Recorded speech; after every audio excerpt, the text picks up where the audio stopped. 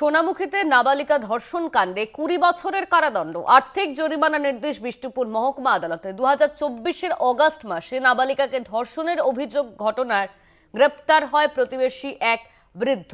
সোনামুখীতে নাবালিকা ধর্ষণ কাণ্ডে 20 বছর কারাদণ্ড, আর্থিক জরিমানার নির্দেশ বিষ্ণুপুর মহকুমা আদালতের।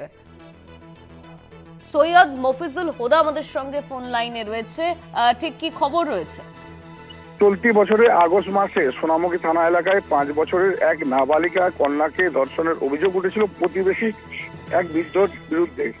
7ই আগস্ট সোনামুখী থানার পুলিশ ওই নাবালিকার কন্যার পরিবার লোকজন লিখিত অভিযোগ দায়ের করেন সোনামুখী থানাতে, এবং তারপরে সোনামুখী থানার পুলিশ ওই অভিযুক্তকে গ্রেপ্তার করে 21 দিনের মাথায় চার্জশিট দিয়ে গতকাল সেই মানে ধর্ষণ মামলার সাজা ঘোষণা করে বিষ্ণুপুর জেলা আদালত।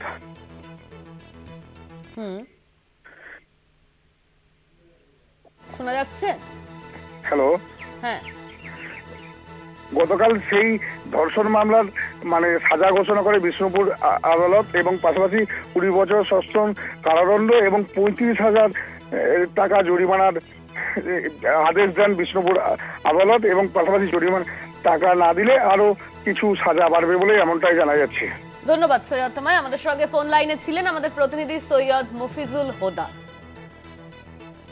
সোনামুখীতে নাবালিকা ধর্ষণ কাণ্ডে 20 বছরের কারাদণ্ড, আর্থিক জরিমানার নির্দেশ বিষ্ণুপুর মহকুমা আদালতের। 2024-এর অগাস্ট মাসে নাবালিকাকে ধর্ষণের অভিযোগের ঘটনায় গ্রেপ্তার হয় প্রতিবেশী এক বৃদ্ধ।